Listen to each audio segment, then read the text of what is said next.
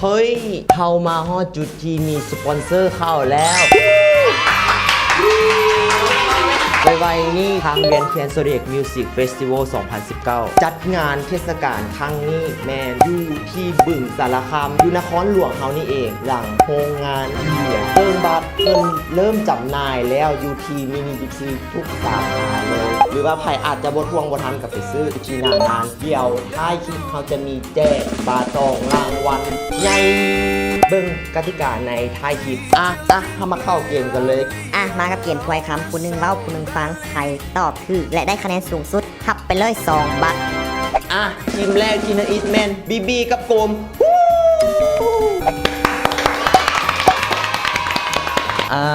วงที่มักที่สุด เคลียร์ไป เดี๋ยวน้องเด็ก มาเคลียร์ด้วยกัน เขาเคลียร์คือกันสงสัยคือจะได้ไปนำกัน บ่ไปนำ เราไปนำว่าเป็นคนละวงอีก คนนี้ไปนำไปเลยมีน้องเราเคลียร์เดี๋ยวเราก็จับตาตัวมีพิรุธ ใครมีหินุด เรามีพิรุธ เต้นมันกระจายกับเวียนเทียนสุริเอกมิวสิกเฟสติวัล 2019 เริ่ม ก้อยฟานก้อยฟานก้อยฟาน เขาสามแล้ว เอามา ก้อยฟานแฟดฟานแฟนฟานฟานเจียน้อยจีหอยเจีย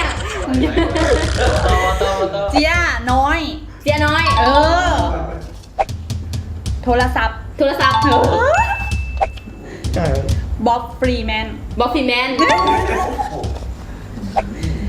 มโหสถ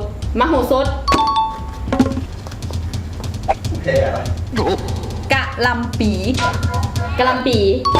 ไวแท้จูนี่ แว่นตาดำ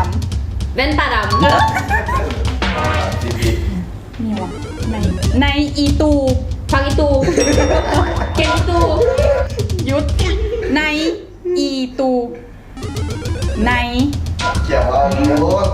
ในอีตู กิน แกงกะหรี่แกงกะ เก่งกะลี เบิร์ดทีพี ตังอีตังอี ตังอิง ตังอี ตังอีก ตังอี ตังอีก กิน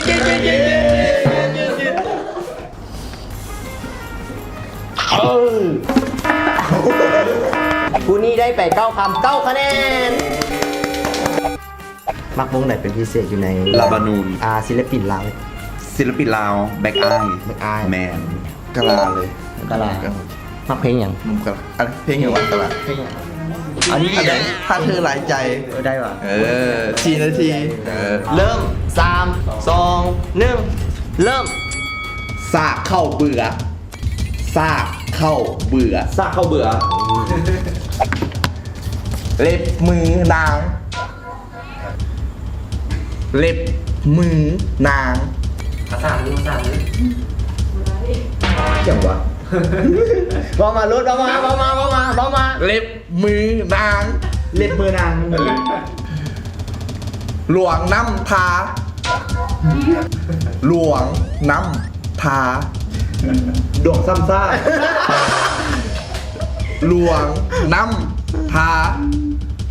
บอมาหวดกับซ่ากินคำฝรั่ง คำฝรั่ง ปลาไหลไฟฟ้า ปลาไหลไฟฟ้า หมาไหลไฟฟ้า ปลาปลาไหลไฟฟ้า ปลา ปลาไหลไฟฟ้า จุ่มจิ้มแจวจุ่ม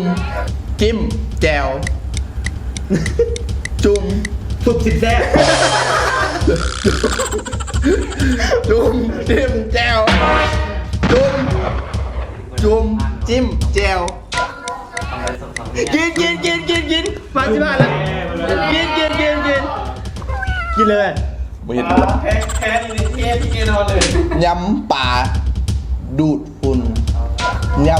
ป่าดูดฝุ่น ยำปลาดุกตัว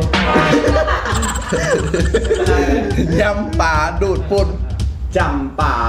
บ่เลือกกินไป ปากกระดิ่ง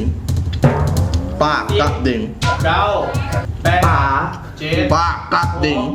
5 4 ยำแล้วก่อน 3 ป่าง่าย 1หมดเวลา ทีมนี้ได้5คะแนน โอเค ทีมต่อไป เขามากวงบาลาบานูนลาบานูน ลาบานูน มันเดินขึ้นวงมันคืออย่าง แม่เด้อน้อง เอามาวงลามาลุน ลาบานูนคือกันอีก ลามาลุนคือกันเนาะ 3 2 1 เริ่ม ปิ้งป๋าไปปนปิ้งป๋า พริกปลา ปิ้งป๋าไปปน พริกปลาไปฟุ้น เปลี่ยนซะต้องได้กินอะไรบ้าง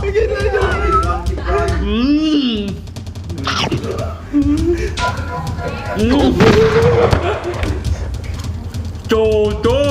โตโต้ โจโจ โซโซ โจโจมินาโกโจ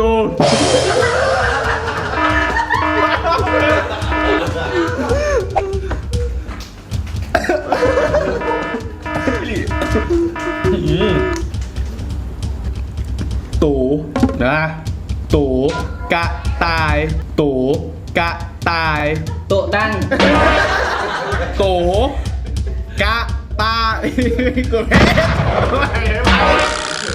โตะดังดัง ยอมเลยแล้วมึงกินแล้ววันนี้อย่างอันนี้ปลาล่าเซตาหม้อ ปลา ล่าเซตาหม้อเดี๋ยวสาทาละนาลักทาละนาลักเล่าบองหยา เงา เล่า เล่า บอก บอก หยา สา กินเวนีเว เว นี นี สูเอ เอ ลา ลา เอาใหม่ทวน เวนิจุลาเวนี สูเอลา เอลา โอเค เจนนี่ลินลี่ เจนนี่ เจจี้ เจน เจนี่กี้ ลินลี่กินอีกแล้วหาย ใจ ชี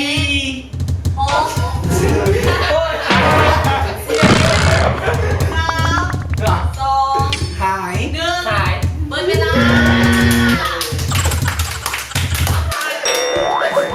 อกี้นี่10 คำเลยเนี่ย น่าจะเป็นก็ นี่ได้อยู่ทีทีนี้3 คำ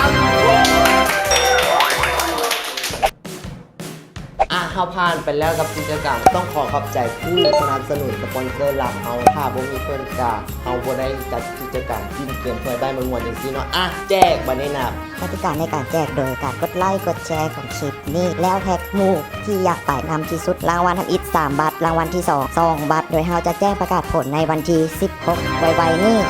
ซาอดงดมวนเรื่องงานฟรีพลีจำกัดเพิ่นจะจัดในวันที่23-24ใกล้ๆนี้ในเดือน11นี้ที่ไปซื้อกันได้เลย